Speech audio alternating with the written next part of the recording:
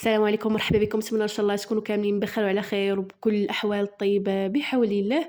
مرحبا بكم في فيديو جديد. اليوم ان شاء الله جيت نشارك معكم حريشات في الفرن من اروع ما يكون، اقتصاديين، بيضه واحده كيجيو هشاش بزاف ورائعين بالمذاق ديال النافع، والاهم انهم سهلين وسريع التحضير، كيوجدوا في وقت تحضير الشيء. نتمنى ان شاء الله ينالوا الاعجاب ديالكم، ونتمنى انكم تتبعوا الفيديو حتى للاخير باش تعرفوا على مكوناتهم وطريقه التحضير. وما تنساوش انكم تشجعوني باللايكات ديالكم والتعاليق ديالكم. خليكم مع تتمة الفيديو وفرجة ممتعة بحول الله. نبدأ على بركة الله بالمكونات وطريقة التحضير في نفس الوقت. استعملت بيضة، ضفت على أيضا واحد رشيشة ديال الملح لتصحيح الذوق، وكأس مع مرش ديال السكر حبيبات. القياسات بالكأس ديال عنبة، السعة ديالو 150 ملي. نحاول أنني نخلط هاد المكونات مزيان مع بعضياتهم حتى يذوب حبيبات السكر.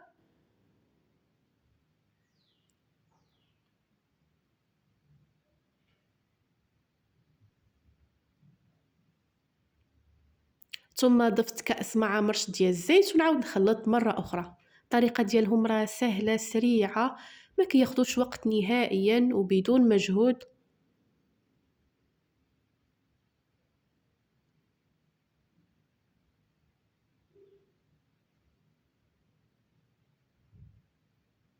غنضيف أيضا كأس ديال الحليب بدرجة حرارة المطبخ.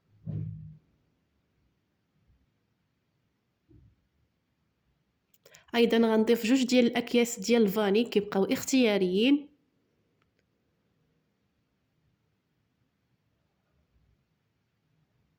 وغنضيف ايضا النافع، تقريبا هنا ضفت انا معلقه لانها هي اللي كانت متوفره عندي.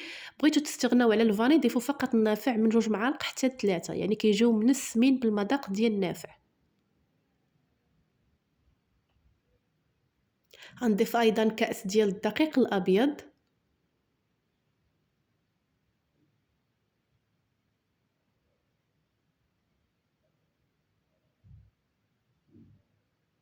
بالنسبه للمكونات راه كنخليهم لكم ان شاء الله في صندوق الوصف كيف العاده.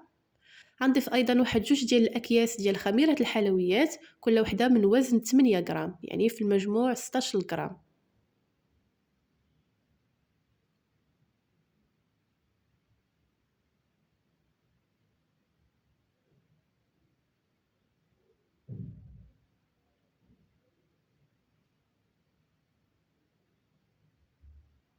ضفت ايضا معلقه كبيره ديال خميره الخبز. الخميره هي اللي كتخليهم كيجيو هشاش بزاف وفتيين وكيبقاو رطبين يعني مده طويله. واخر شيء غنضيفوه هو السميده. عندي نص كيلو ديال السميده الرقيقه الخاصه بالحرشه او البسبوسه، هي 500 غرام. نبقى نضيفها بالتدريج مع التحريك بطبيعه الحال. ضروري نخلطوا المكونات مزيان مع بعضياتهم.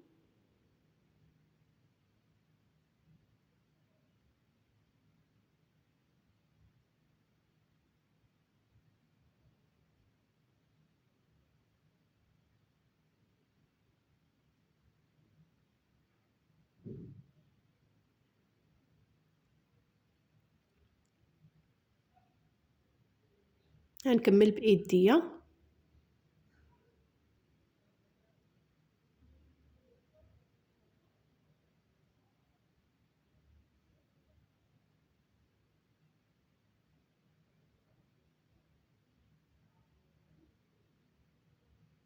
كيف ما كتلاحظوا هنا من بعد ما خلط المكونات مزيان، الخليط ديالي عندي خفيف، اذا غنخليه يرتاح تقريبا واحد 5 ديال الدقائق حتى كيشرب وكنولي قادره انني نتحكم فيه. كيبقى على حسب النوعيه ديال السميده. كانت النوعيه ديال السميده اللي استعملته يعني شربت بالزربه، كتخدموا به مباشره.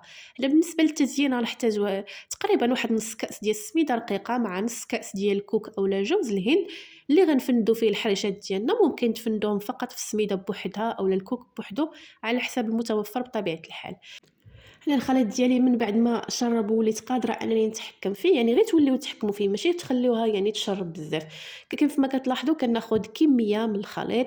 الكميه نتوما اللي كتحكموا فيها، يعني انا درتهم شويه كبار، ممكن تصغروا على هذا الحجم. كندير على شكل كويره، ومن بعد كنوضعوا في الخليط اللي وجدت ديال السميده والكوك. ومره مره راني كندهن ايديا بالماء باش ما كيلتصقش ليا الخليط في ايديا. كيف ما كتلاحظوا من بعد كنديرهم في هذا الخليط، كنحاول انني نفندهم مزيان بهذه الطريقه هذه، وكنوضعهم في صفيحه الفرن اللي مفرشه فيها ورق ديال الطبخ. كنبقى غادا بنفس الطريقه حتى كنسالي الكميه كامله، طريقه سهله بسيطه. وبالنسبه للطريقه ديال الطياب ديالهم ضروري الفران يكون مسخن من قبل، يكون سخون مزيان.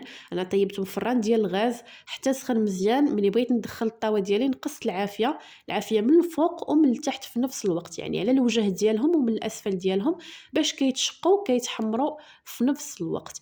اذا هذا هو الشكل ديالهم من بعد ما وجدوا، راه كيجيو رائعين هشاش بزاف وفتيين وكيتشقوا ولذاذ بزاف بالمذاق ديال النافع. انا غنقسم معكم وحده باش تشوفوا كيفاش كيجيو. نتمنى ان شاء الله يعجبوكم بطبيعه الحال، تجربوهم هكا لدوازاتي، راه كيجيو رائعين. انا كيف ما كتشوفوا معايا راه كيجيو هشاش بزاف وفتيين، وبطبيعه الحال لذاذ بزاف. نتمنى ان شاء الله الوصفه ديال اليوم تكون نالت الاعجاب ديالكم، ونتمنى احبتي انكم ما تنسونيش من اللايكات ديالكم والتعاليق ديالكم الزوينه كتشجيع فقط. بطبيعه الحال الا عجبتكم الوصفه علاش لا تبارطاجيوها مع الاهل والاحباب. تلقاو ان شاء الله فيديو جديد مع وصفه جداد. مع السلامه.